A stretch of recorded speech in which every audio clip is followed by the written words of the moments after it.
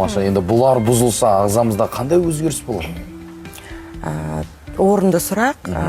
Қазіргі уақытта енді біз айтамыз, әлеуметтік желі бар, әртүрлі біз 2 басты, 3 басты жұмыс болып кеттік, сосын ұйқыны ретін өзгертіп аламыз.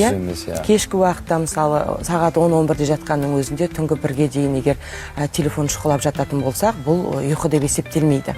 Ең бірінші осы барлық жаңағы аталып өткен Д гормоны болсын, ұйқы бездің гормоны болсын, қалқанша бездің гормоны болсын, жыныс бездерінің гормоны болсын, барлығының биоырғағы дейміз, ол ұйқымен байланысты.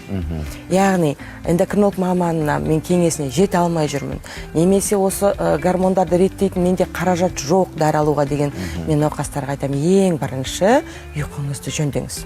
Себебі ұйқы ол биоырғақ, және осы биоырғақ бұзылған жағдайда сізге ешқандай дәрі көмектеспейді.